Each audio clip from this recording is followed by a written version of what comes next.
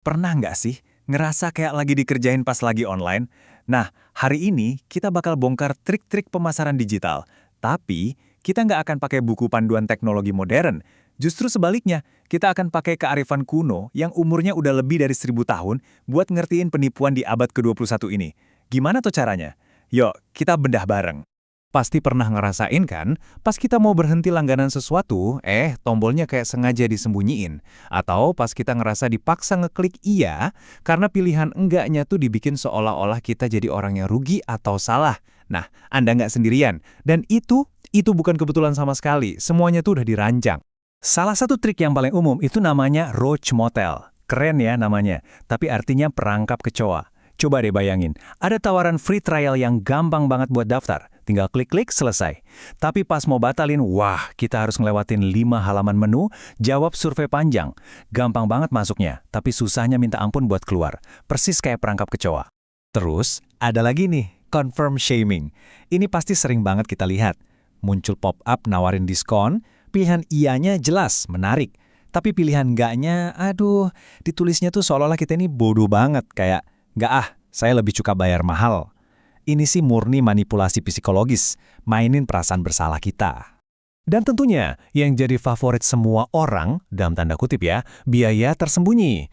Kita udah siap mau bayar, harganya udah cocok di hati.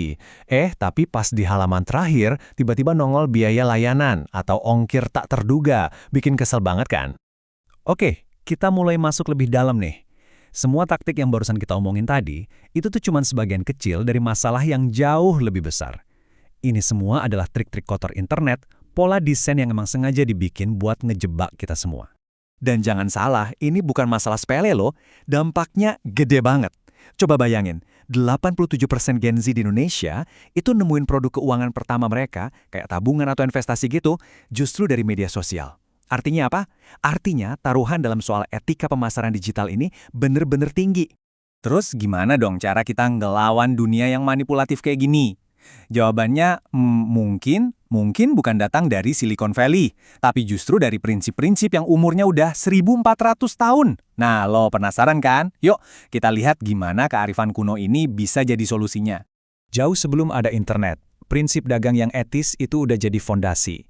Dalam tradisi Islam, Nabi Muhammad SAW sendiri kan seorang pedagang yang terkenal jujur banget, sampai-sampai dapat gelar Al-Amin, yang artinya orang yang bisa dipercaya. Ini nunjukin kalau kepercayaan itu ya mata uang utama dalam bisnis, dari dulu sampai sekarang. Nah, disinilah kita mulai lihat betapa relevannya prinsip-prinsip kuno ini di zaman sekarang. Prinsip syidik atau kejujuran itu tuh langsung jadi lawan buat ulasan palsu dan klaim-klaim yang lebay. Sementara tablik atau komunikasi yang jelas dan transparan itu jadi jawaban buat syarat dan ketentuan yang ribetnya minta ampun sama biaya-biaya tersembunyi tadi. Dengan kerangka kuno ini, sekarang kita jadi punya senjata yang ampuh. Kita nggak cuma ngerasa ada yang aneh, tapi kita bisa benar-benar mendiagnosisnya. Kita bisa kasih nama buat trik-trik itu. Yuk, kita bedah satu-satu. Kalau ada influencer promosiin barang tanpa bilang itu iklan, nah dalam kerangka ini itu namanya tadlis alias penipuan. Terus, free trial yang diam-diam nagih kartu kredit kita, itu gorar, sengaja bikin ketidakpastian. Iklan investasi yang cuma pamerin untungnya doang tanpa ngasih tahu risikonya, itu namanya rish, alias nyembunyiin cacat produk. Dan iklan yang terus-terusan nyuruh kita beli barang yang nggak kita butuhin, itu namanya israf atau berlebihan. Jadi poin krusialnya di sini tuh, konsep goror atau ambiguitas ini penting banget. Banyak banget desain manipulatif yang kita lihat sehari-hari. Dari biaya siluman sampai syarat dan ketentuan yang ditulis pakai bahasa dewa, semuanya itu dirancang buat menciptakan ketidakpastian yang nguntungin si penjual, bukan kita sebagai konsumen. Coba deh kita pakai kacamata ini buat lihat dunia influencer yang deket banget sama kita. Pas orang influencer nggak pakai tagar hashtag ad di postingan berbayar, itu ya tadlis. Pas mereka janjiin pasti untung dari sebuah investasi, wah itu jelas goror. Karena nggak ada yang namanya pasti di dunia investasi. Dan yang lebih parah kalau iklannya sengaja nargetin orang-orang yang lagi butuh uang atau rentan secara finansial, itu udah masuk kategori eksploitasi. Oke, kita udah puas nih mendiagnosis masalahnya. Sekarang solusinya gimana? Nah, kerangka ini tuh nggak cuma ngasih kita alat buat mengkritik, tapi juga ngasih peta jalan buat ngebangun pemasaran yang lebih baik. Sebuah jalan ke depan yang kita sebut clear. Ini dia model clear, panduan simpel buat pemasaran yang etis. Pertama, C untuk credible, artinya kontennya harus berdasarkan fakta, jelas sumbernya. Terus L untuk legal and halal, ya jelas harus sesuai aturan. E untuk empowering, tujuannya memberdayakan dan ngedukasi konsumen, bukan malah ngebodohin. A untuk accountable, harus ada jalur komplain yang jelas dan ditanggapin. Dan terakhir, R untuk respectful, hargai privasi dan data kita sebagai pengguna, jangan nyepam. Jadi setelah kita bahas panjang lebar, apa nih intinya buat kita? Gimana caranya kita bisa pakai pengetahuan baru ini di kehidupan kita sehari-hari? Poin utamanya ini teman-teman. Sekarang, kalian punya kamus dan kerangka berpikir yang umurnya 1400 tahun buat ngebaca masalah abad ke-21.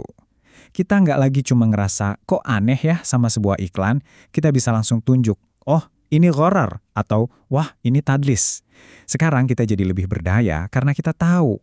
Jadi, ini tantangan dari saya buat kalian semua. Lain kali pas lagi scroll media sosial dan lihat iklan, coba deh berhenti sebentar. Tanya ke diri sendiri. Iklan ini kredibel nggak? Legal? Memberdayakan? Bertanggung jawab dan menghormati privasi? Singkatnya, iklan ini clear nggak?